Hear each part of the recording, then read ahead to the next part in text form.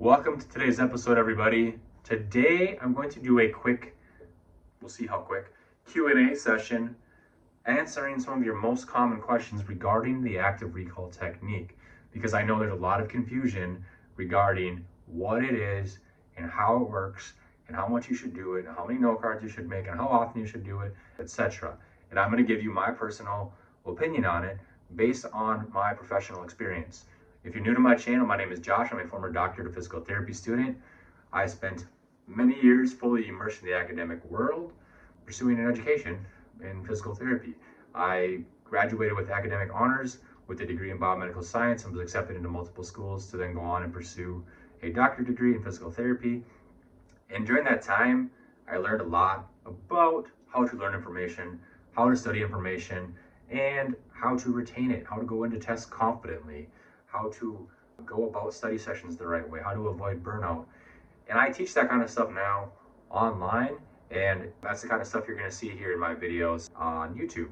So if that sounds like stuff that you would like to learn from me about, make sure you hit the subscribe button and hit the like button, and check out my Substack, where you're going to get news articles sent right to your inbox a few times a month completely free in obviously newsletter form. All right, let's get into the video here. So I'm not going to really talk about active recall too much as far as what it actually is. I'm more going to talk about the questions you guys have. I think if you're here, you know what active recall is. I'll just briefly touch on what it is, but then I'm not going to talk about it anymore. It's essentially pulling information from memory. So if you have a test question that says, what is photosynthesis? You have to actively recall from memory what it is and regurgitate it. So if you don't know, you can't recall on that memory. That's all it is, recalling information from memory. And we know from studies, this is one of the best ways to learn information, because when you actively recall an information, it's being processed and it's being consolidated and it's being repackaged, and it's basically telling your brain that it's important. So it is then led to a deeper understanding, and you retain it, and it goes into the memory part of the brain. So we know this is a really effective way to study, and that's why there's so much buzz around what is active recall and how do I use it and all of that kind of stuff. So let's get into it.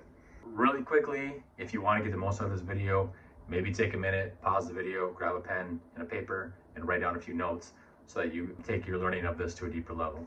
But if you don't want to, that's fine too. I'm just trying to encourage you to change some things if you really want to get better results. So, do I just close my notes and try to remember? How exactly do you do it? That's what someone asks. Or do I write it down or say it out loud? And how do I know if I'm doing it right? So the whole idea of active recall is just pulling information from memory, right? So when someone asks, do I close my notes and try to remember?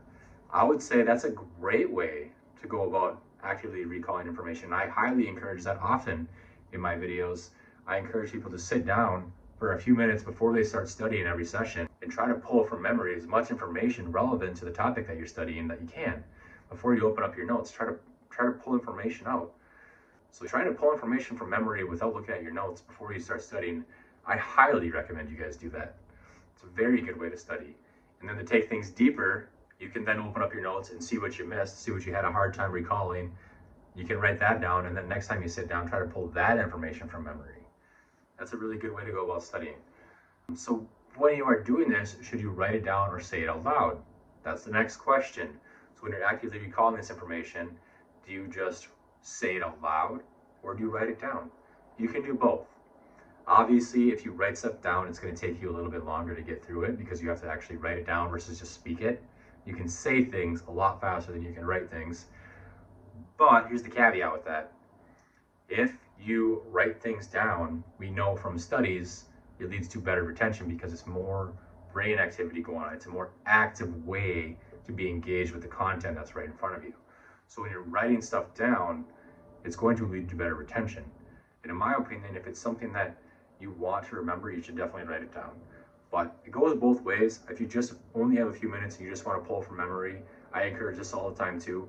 Even if you're walking to class, you can do this technique. Just pull from memory. What's all the stuff I can think of about the class that I'm going to right now that we just talked about yesterday or this week, or that's going to be important to the exam coming up. You can just pull it from memory and talk about it. That's still helpful because the whole act of pulling it from memory and actively recalling it is what leads to better understanding and better retention and repackaging and better retention of the content.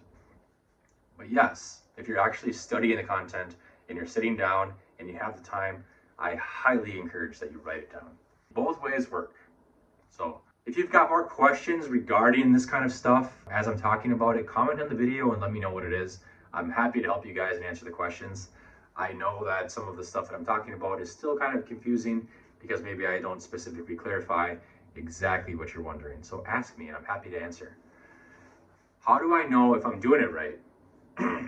Well, if you are trying to, without opening your notes, recall something, then you're basically doing it right. That's the whole idea of like a note card. When you make 10 note cards and they ask you 10 questions and you see the question and it says, tell me how blood flows through the heart. How does blood flow through the heart? You're actively recalling from memory how blood flows through the heart. So if you have to open up your notes, then you're not pulling it from memory. But if you do have to open up your notes because you just can't remember, try to spend a few moments trying to recall as much of it as you can. How does blood through the heart? I can't remember exactly where it comes in right away and what the name of that first chamber is, or maybe the name of the first valve, but I know then it goes into here and then this happens. So, and you will have to open up your notes to check on the answer. It's just like doing a note card. If you can't think of the answer, try to think of it because that still leads to deeper understanding and establishes that pathway in your brain to access that information, even just the act of trying to retrieve that file of information. So then when you can't get it, flip over your note card and you will see the answer. You study that. I encourage at this point, if you don't know it very well, don't just read it, like, so that's what happens. At this point, what you want to do is take what happens that you couldn't remember, put it into your own words and write it down. That's a really good way to actively process the part of the information that you didn't get. So you paraphrase it, you put it into your own words, and you write it. Maybe you write it 3 times even. The more you can be engaged with the content, the better you're going to understand it, the better you're going to be able to retain it, the better you're going to be able to access it quicker, you're going to be able to retain it longer, just all of the things. It's going to lead you to have a better understanding, you're going to be more confident regarding the content at hand. This might take a little longer than I thought because we've only gotten through 3 questions and it's already been 8 minutes, so bear with me please. How often should I do it? Good question. If you are trying to study something that's very complicated and it's more of a conceptual question, not a memorization question, I would say you probably need to do it more often. So we're talking with how blood flows through the heart, the pathway of that. If that's what you're trying to learn, you probably need to do it quite a few times right away. Once you start to get it down, you can space out your repetition of it. And then obviously you want to look at it again a few times before the exam to make sure you really got it down. And you want to obviously not just be able to get it right. Maybe this isn't obvious, but you want to do it so that you really know it so well you really can't get it wrong. You know exactly what you're talking about. That's the ideal goal with this stuff and how to approach it to perform at a really high level academically. So how often should you do it really depends on how hard the information is that you're trying to learn. If it's something that's just a definition, you maybe can just try to look at that information and actively recall it 5 times today and not look at it again until Friday, the end of the week, and maybe you can still recall it from memory. It depends on the scenario, but you have to do it enough until you feel like you can recall it from memory. And then you have to do that spaced out over time, many times, for it to really be a strong neural pathway in the brain where you're going to retain this information and be able to access it quickly. How long should each active recall session be? It depends on what kind of active recall you're doing. So if you're doing a session where you are using a Feynman technique where you're trying to explain something, you're trying to explain photosynthesis, you're actively recalling that information from memory and trying to explain it. I would say if it's something like that, you need to be able to sit down and do it long enough to where you can actually get it. Don't just try it once and be done. That is still helpful because you're still using the process of active recall and doing it a few times, or you're basically paraphrasing it and doing it once, I guess. But you want to be able to do it a few times. If you're just doing flashcards, I'd say you could even just do that for a few minutes each day, and you're going to get the results over time done consistently. These are all very hard questions to answer because there's no one size fits all to how long you should do it. Is 20 minutes enough? It depends. I would say 1 minute is better than 0 minutes and 2 minutes is better than 5 minutes, but you don't want to do 100 minutes straight without taking any breaks either. So you want to do this consistently over time for intervals in which your brain feels like it can handle it. That's what I would say there. So when you're wondering how long should each active recall session be, you just want to do it consistently in a block of time that's short enough so that you can get the information pulled from memory, but not enough to where you're going to overload your brain and be burnt out and continue to push yourself when the cognitive load is so heavy that you're not absorbing anything anymore. So that's when it's time to just take a break, go for a walk, hop in your car and jam out, do something else for a little while and come back to it. So how many questions do you have? Really, the best answer to this is it depends on, I know it always depends, right? The best answer to this is you don't want to have necessarily 100 questions on a given class or exam. You want to try to go through your content and make questions that are high quality, focused questions, focusing on important concepts and things that you really need to understand and certain things that you definitely need to memorize. Some things you just have to memorize, right? So you want to make sure that you're focusing on high quality, conceptual and understanding type questions. You don't need 100. You maybe only need 10, maybe you need 20, maybe 25, 30. It's hard to say. The key point is that you're focusing on making enough to where when you flip through them all, and then you compare that to what's in the chapter that you're trying to study, that they match up, that you're not missing something. If that requires 5 questions only, then 5 questions it is. If it requires you only explaining 5 things from active memory, then 5 things it is. The whole point is that you want to make sure that you're testing yourself actively on the stuff that's in the textbook and in the lectures. It needs to match up. Definitions, examples, do you recall everything? This is tough. You don't want to recall everything. You're going to overwhelm yourself and be burnt out. You want to focus, this goes back to the other question, on key processes, things that are key concepts, things that are applicable to the class, and things that really are high yield, things that your professor wants you to know, things that he's talked about many times. This is often tied into the learning objectives for the PowerPoints that you get, or at the beginning of a chapter, it'll say, the objectives are for you to learn from this.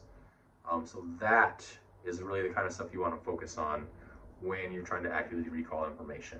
So let's get into the next question here. It's asking if you can use this for math problems, languages, arts and music. Yes, you can. It's a little bit harder, but the same concepts apply. You're trying to use your memory and what you know as much as possible, essentially testing yourself before you ever look at your notes. So with math problems or with languages, you're going to try to use it as much as you can without looking at your notes, and then you're going to try to go back and compare what you did with the notes and see what the right answer is, and you learn from that. That is the way how you learn information really well.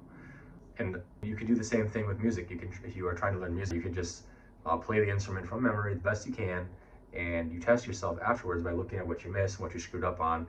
But the whole idea is to use what you already know and practice pulling that out from memory and using it. I probably repeated this many times throughout this video, but I hope I'm getting my point across, because that is essentially what we know from research, how learning occurs and how you learn and retain information and deeply understand it. I get this a lot too. You guys are wondering, are flashcards the same as active recall? It's just an example of active recall, because when you're using a flashcard, you're actively recalling what the answer is. It's just an example of the technique. Another example of the technique is having to explain it. If someone said, explain how ibuprofen works in the body, you're having to actively recall it and explain it. Same with practice exams. When you're having practice exams, you're testing yourself and your ability to pull information that you have stored in your memory, what's filed away. That is just another example, just like note cards. It's just a form of the technique. So flashcards are different. They're just a form of active recall. They're one of the best ways. They're a very good way. I wouldn't say the best, actually. They're a very good way to use the active recall study method, because you can quickly flip through them anywhere, anytime.